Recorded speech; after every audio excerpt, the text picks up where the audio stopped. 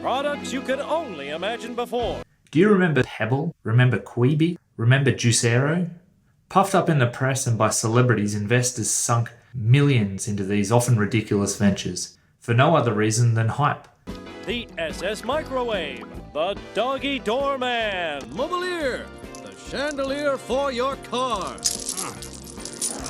Investors lost their money and the businesses themselves failed because they ignored the lessons of history. Lessons of history from clear-headed, intelligent businessmen and women. Henry Singleton is one such man. If the founder of Juicero had learned about Singleton, well, he would have put his efforts into something more worthwhile.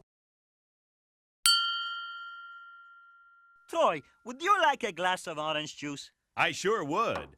This is the Juicero. It's Silicon Valley's favorite juicer. But won't we have to pay those outrageous grocery store prices for something the farmer probably spit in? Not anymore! Juicero, the best juice ever. No mess whatsoever.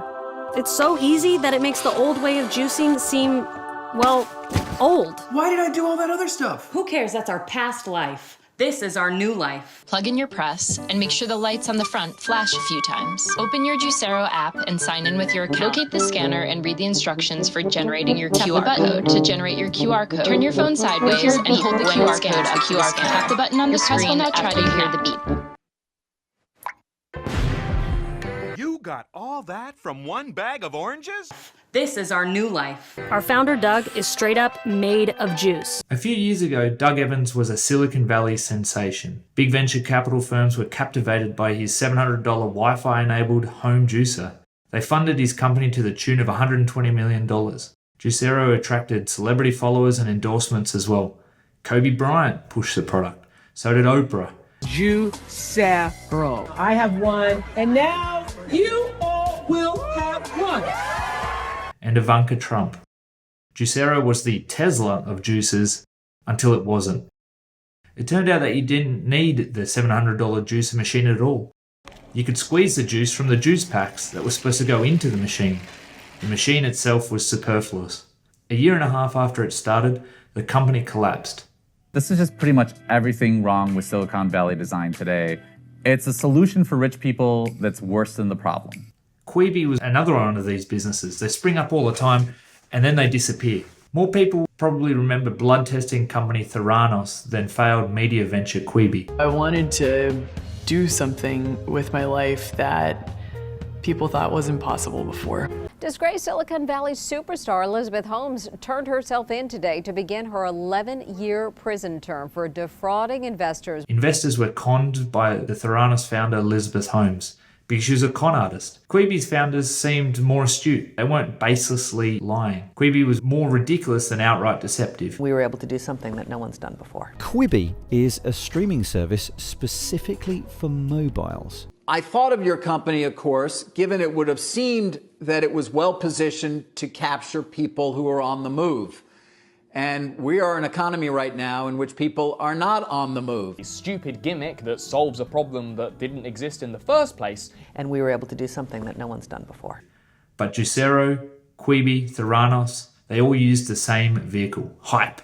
They spent more effort on marketing than on their products. Quibi gained $2 billion in 8 months from investors, then flopped. The short-form streaming service Quibi, the startup is shutting down. Founders of companies like these will have an idea and then the idea will seem appealing.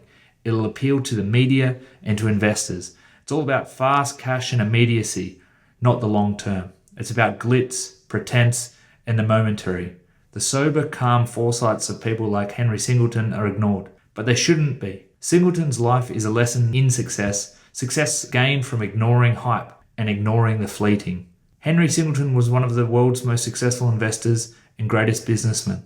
Singleton was a mathematician and engineer. He built his company Teledyne into one of America's most consistently profitable businesses. It's thanks to Singleton, in part, that the Apollo lunar rover was developed. When the Artemis mission returns mankind to the moon, the lunar rover the astronauts will deploy will be a rover built by a Teledyne subsidiary. Singleton defied vogues, trends, and predictions. He was thoughtful, considerate, and adaptable. As a Forbes magazine profile piece on Singleton said, he had an uncanny ability to resist being caught up in the fads and fancies of the moment. He was a disciplined pursuer of high returns, He applied a shrewd, calm and patient approach to everything he did. He ignored the mania for bigness that too easily spreads through Wall Street, Silicon Valley and the world. He was meticulous in thought and deed. He avoided risky gambles and ventures.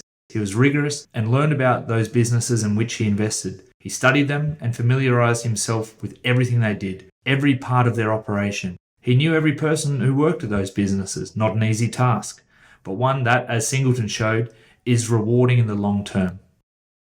So, as the saying goes, the more you learn from the lives of others, the less you pay in the tuition fees of your own life. We can all learn a great deal from the wisdom of a man like Singleton and from the mistakes of flashy startups like Juicero and Quibi, the new, the high-tech, the futuristic sounding. They'll always have their disciples, but if you want to endure, if you want your business to last for years to come, look at those firms who've endured for years. Look at the people who started them and grew them. Avoid hype, avoid crazes, fads, and what pundits are consumed by.